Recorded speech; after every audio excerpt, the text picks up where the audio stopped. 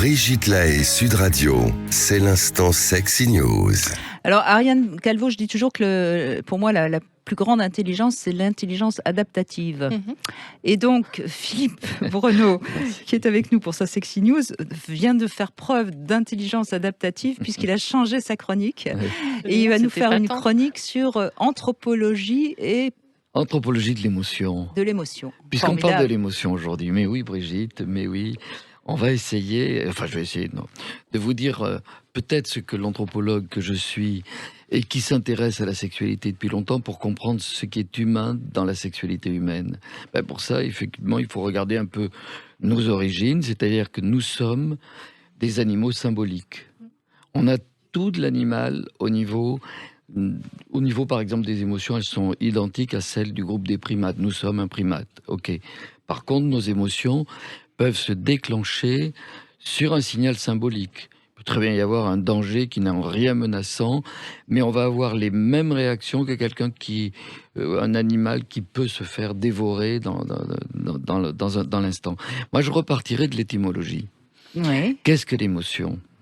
Émotion, ça vient d'un mot latin. Et movere. Oui. Et ex, ça veut dire vers l'extérieur. Movere, c'est bouger. C'est quelque chose qui doit sortir. Ça vient de l'intérieur et ça doit sortir. L'exemple parfait, c'est la colère. La colère dans laquelle on dit que c'est même une petite démence. Dans la colère, on est hors de soi. C'est bien on s'est extrait. Les émotions, exactement ce que vous évoquiez tout à l'heure. C'est important parce que ce que vous venez de dire, si on ne sait pas l'exprimer à la colère, alors il est évident qu'il n'est pas question d'agresser l'autre parce qu'on est en colère, mais si on rentre sa colère, elle va faire des dégâts à l'intérieur de nous. Et bien sûr, c'est pour ça que les émotions devraient pouvoir sortir. Alors après, on va voir comment on a appris à les intérioriser. Mais l'émotion qui va sortir de nous, effectivement, elle va peut-être apaiser quelque chose. Socialement, ça peut donner des dégâts collatéraux, par exemple dans la colère, effectivement, parce qu'on va exploser. Mais le prototype de l'émotion, c'est pas la colère, c'est l'angoisse. L'angoisse est le signal qui organise tous les animaux que nous sommes. L'angoisse, c'est quoi? C'est par rapport au danger, c'est l'angoisse de mort, c'est l'angoisse d'être dévoré par un prédateur. Et on se trouve dans toutes ces situations-là, que ça soit dans le monde animal, que ça soit le chef de service qui va réagir comme peut-être un parent qui était violent et qu'on va entendre, mais comme on est un animal symbolique, c'est comme si, c'est du as if, il y a une philosophie du as if, comme si c'était mon père qui venait et dont j'ai eu très peur dans mon enfance. Donc il y a tout ça qui va pouvoir se comprendre, se reconstruire. Au-delà de ça, moi je dirais par rapport à l'angoisse et par rapport à la sexualité, ça c'est important, toute la sexualité s'est organisée par rapport à l'angoisse. C'est-à-dire que tous les signaux d'excitation ne fonctionnent que s'il n'y a aucune menace dans l'environnement. La sexualité des humains, puisqu'on parle souvent de sexualité dans l'environnement ici, ou dans notre imaginaire, parce que notre culture nous a dit que c'était pas bien, ou etc. Absolument. Quand vous dites environnement, c'est pas uniquement la pièce dans laquelle on est, c'est tout à fait l'environnement culturel également. Mais l'amour des humains ne peut se faire que dans les conditions de tranquillité. Si on n'est pas tranquille, les signaux d'angoisse dont on parle vont se mettre en jeu. Qui, dans la nature, par exemple, un couple de gazelles, nous sommes des petits animaux où il y avait des prédateurs au-dessus. Et il y a 3 gazelles ici. Non, après, ça fait trop genré comme réflexion, pardon. Mais je ne suis pas un tigre. Et il se trouve que 2 animaux qui ont des prédateurs au-dessus vont s'accoupler comment? D'ailleurs, on le dit, les éjaculations dans le monde animal, c'est 3-5 secondes, c'est des fractions. Parce que là, le couple est en danger.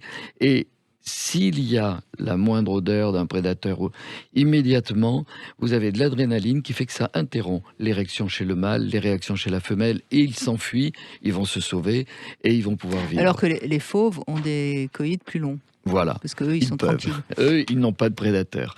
Sauf que nous sommes des petits animaux non prédateurs.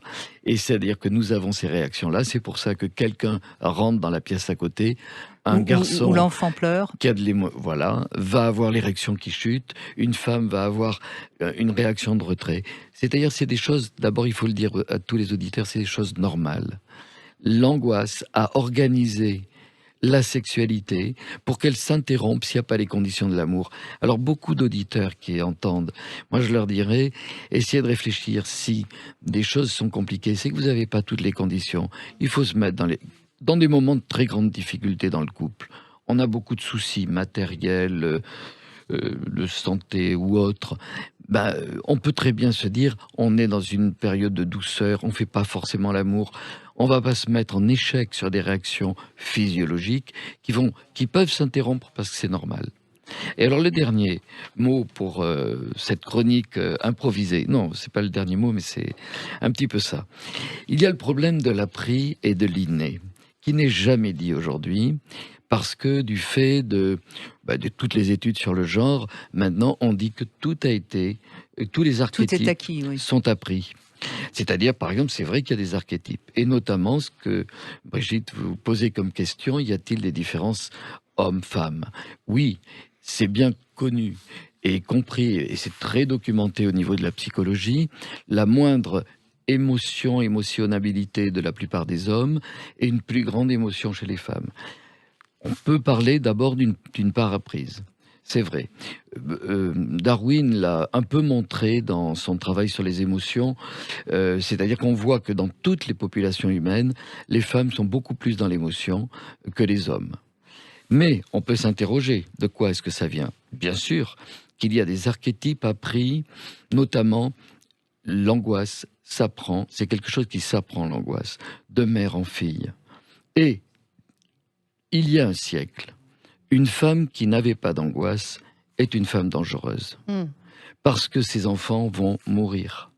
C'est-à-dire une femme angoissée, très inquiète, va protéger, va s'occuper de tout. Anticipe les dangers pour les enfants. Et en définitive, d'abord ça avait été appris, mais la deuxième chose que je soutiens, qui n'est pas du tout orthodoxe, et il y aura peut-être des gens qui ne seront pas contents, mais moi je suis persuadé que pendant... Allez, on va dire 1 million d'années, mais surtout les 200 ou 300 000 ans qui ont été, où il y a de la domination qui s'est installée dans les 50 derniers millénaires, c'est vrai. Il va y avoir une sélection d'individus.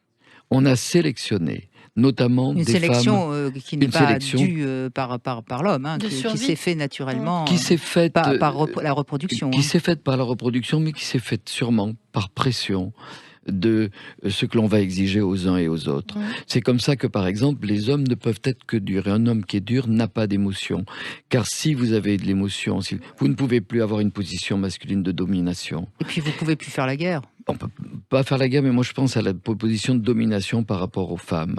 Et de la même façon, il y a une sélection des femmes progressivement qui a pu se faire en amenant des femmes, au contraire, plus acceptantes, plus soumises. C'est-à-dire qu'il y a des facteurs appris complètement. Et ça, on nous en parle. Vous voulez dire que la femme qui ne se soumettait pas, de toute façon, aucun homme n'allait l'enfanter. Et il se peut très bien que ça se soit reproduit très différemment. Mais il y a des sélections qui se sont faites de cette façon-là. Et notamment, la moindre émotion des hommes, on le voit très bien. Il y a des hommes qui veulent essayer de ressentir et qui ont beaucoup, beaucoup de mal. Et alors qu'ils sont très volontaires dans ce sens-là. C'est-à-dire qu'il y a vraiment des sélections qui sont faites. Actuellement, on est dans une période où on n'accepte pas cette idée. Tout est construit. Moi, personnellement, je ne le crois pas. Beaucoup est passé par l'apprentissage parental, ce que vous évoquiez tout à l'heure. Un garçon doit être plus solide.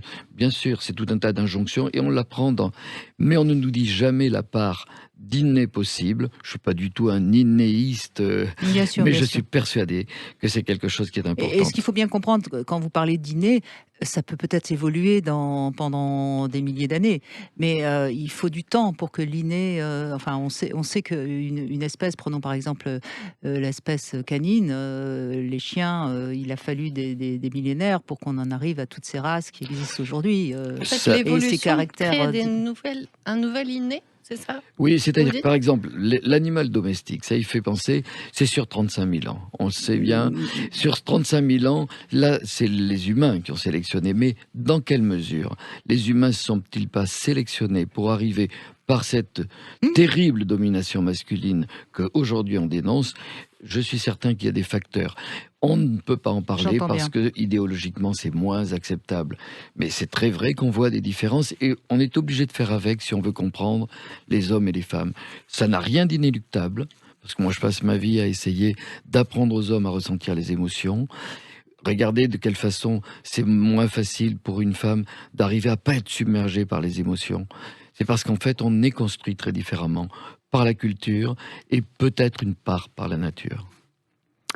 Intéressant, hein? Très. J'étais en train de me poser la question de ce que je constate dans ma patientèle, qui est quand même un rapport différent à la peur. Alors, aux émotions débordantes comme la colère et la tristesse, c'est sûr, mais puisque vous évoquez l'angoisse qui est plutôt du registre de la peur, j'ai l'impression, mais c'est complètement intuitif et pas du tout rationnel ou vérifié, Oui. que les hommes sont plus souvent tétanisés par la peur quand ils la ressentent, quand ils arrivent à la ressentir, et je suis d'accord, ils ressentent moins, que les femmes qui arrivent à avancer malgré la peur. Et je me demandais si c'est pas lié à une sorte de nouvelle innée créée par effectivement le fait que les femmes ont dû protéger beaucoup leur famille et affronter des peurs énormes Oui, dans alors les siècles d'avant. il y a encore autre chose, c'est que l'antidote de l'angoisse, c'est l'action. Oui, Et les femmes sont beaucoup plus actives. On le sait, il y a beaucoup de travaux psychologiques qui ont montré que devant un événement difficile, les femmes sont décisionnelles, actives, beaucoup plus que les hommes qui sont dans l'attente ce qui va et à passives. contre-courant des représentations qu'on Tout en a par simplement, ailleurs. tout simplement parce que les femmes n'ont pas eu de mère, les hommes ont eu une mère. C'est-à-dire Qui que les d'une a certaine protégés. façon, bien sûr, qui les ont construits C'est d'une toujours la certaine faute façon. de la mère. C'est pas une faute, c'est Non, une tout à fait, construction. C'était une blague. Oui, ben merci beaucoup Philippe Breneau d'avoir su très très rapidement comme ça changer votre chronique et nous avoir donné ces informations qui sont quand même Passionnant. importante à bien Avec plaisir, comprendre pour savoir d'où on vient, où on est, et puis ensuite, si on veut aller ailleurs, ne nions pas nos origines, parce que Bien de sûr. toute façon, elles sont là et elles sont très prégnantes, et c'est en les reconnaissant qu'on avancera mieux et non pas en les niant. Et oui, Évidemment. bien sûr, bien sûr. Et puis Voilà. je rappelle que vous êtes auteur de nombreux livres, notamment cette bande dessinée extraordinaire, L'incroyable histoire du sexe, dans une nouvelle édition intégrale et augmentée. Voilà un super cadeau de Noël, je trouve. Voilà, et à puis faire, je vais, il y a des gens qui l'écoutent, je suis au Salon du Livre de Boulogne samedi, tiens, toute la journée, Boulogne-Billancourt. Il y a un Salon du Livre toute la journée de samedi, s'il y a des gens qui veulent m'y rencontrer, je parlerai. Si avec- on veut avec plaisir. dédicacer votre bande dessinée ou Avec votre plaisir. dernier roman, Taxithérapie. Donc, c'est où, à Boulogne? C'est à Boulogne-Billancourt, à la fois, il y a deux sites, il y a l'hôtel de ville et j'ai oublié l'autre lieu. Bon, ben, Mais on c'est très trouve ça facile sur le net. site de Absolument, toute la Boulogne-Billancourt. journée de samedi. Merci Brigitte. Merci beaucoup, Philippe. À bientôt.